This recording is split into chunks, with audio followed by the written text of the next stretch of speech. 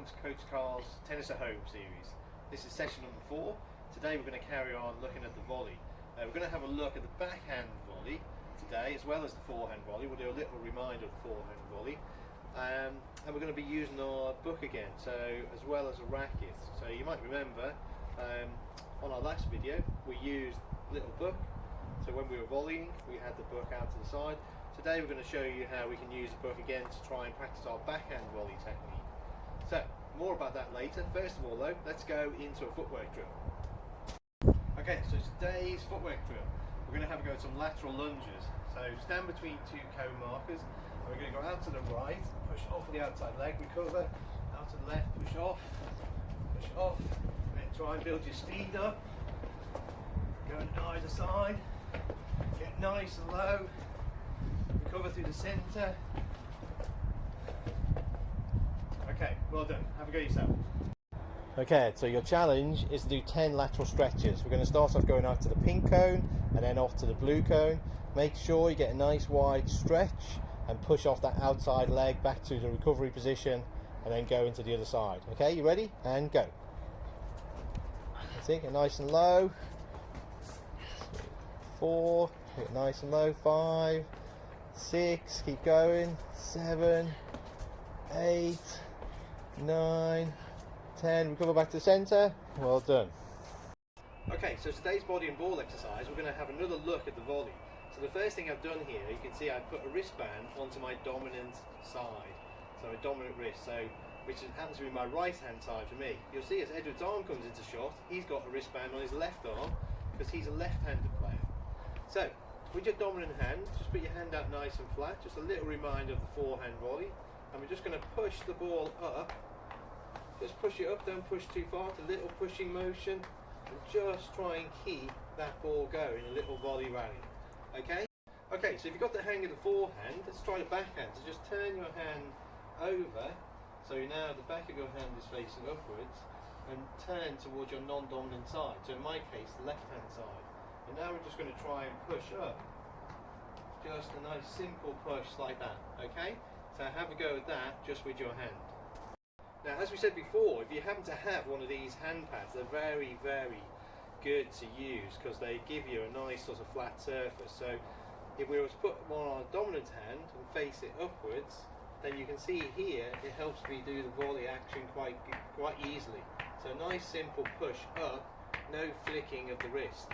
And if I was to turn this over, you'll notice it's now on the wrong side. So I just have to turn it over because I need this to be on the back of my hand, and here I can push up quite simply again, like it's the backhand volley. Okay, so if you've got one of those, have a go.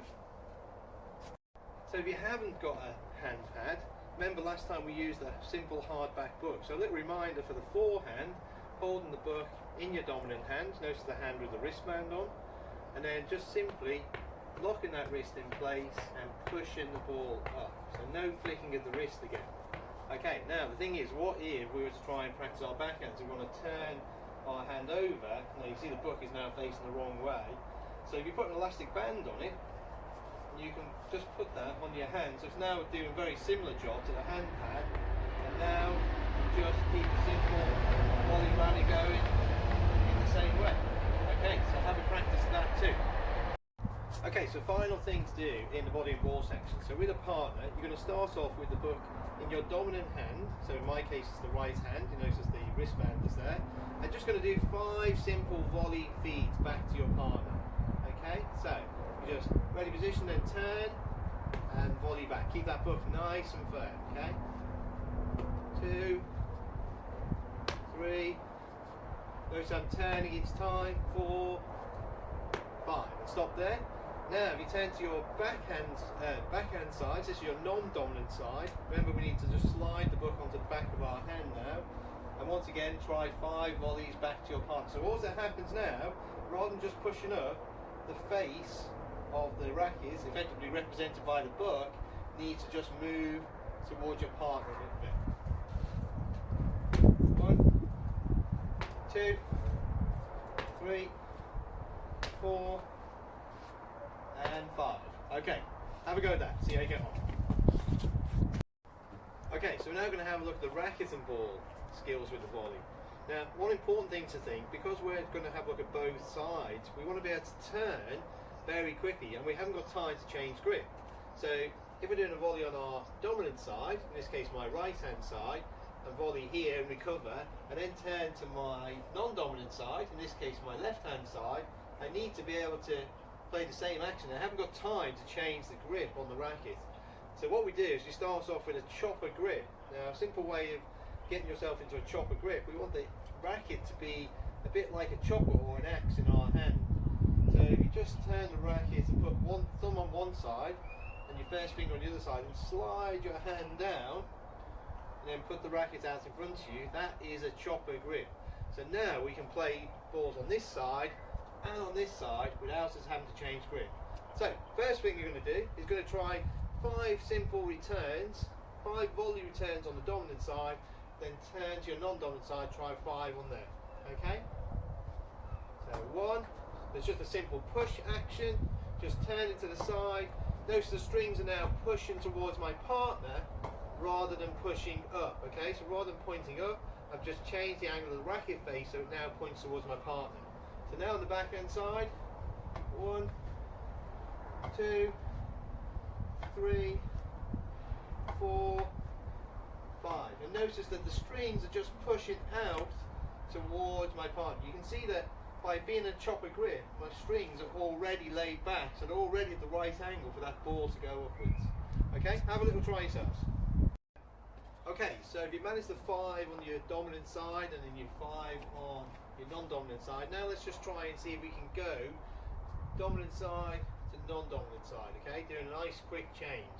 So racket out in front and turn, push, recovery, and again. So always going through that little split step when we recover, pushing the racket out, little split step, turn to the side. Okay. Okay, so now let's try and get into a little volley rally. Okay, so you've got a partner, or it could be against the wall. Try just get a little volley rally going. Always making sure you're recovering and turning, so you've got to react quickly in order to get those volleys away. Okay, so here we go.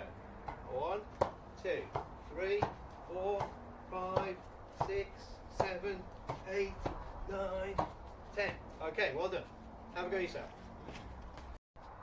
Okay, so just for a bit of fun, let's finish off with a little frying pan rally challenge. So, the inside of the frying pan is representing the racket face on my dominant side, my right hand side, remember where the wristband is, and the base of the frying pan representing the racket face on my non-dominant side. So I've got to be able to turn quickly. Notice there's no chance of changing grips. I've just got to be able to turn to either side depending on where the ball goes. Let's see if we can keep a little volley rally coming up. Okay?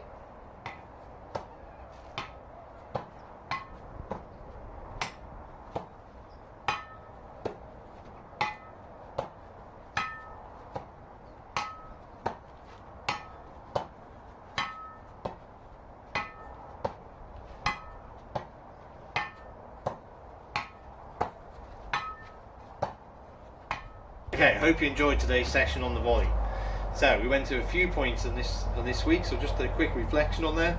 First of all, chopper grip, put your thumb on one side, first finger on the other side, and then just slide your hand down the racket handle. So we want to be in this nice central position, and you see the racket is now moving in that sort of straight line up and down.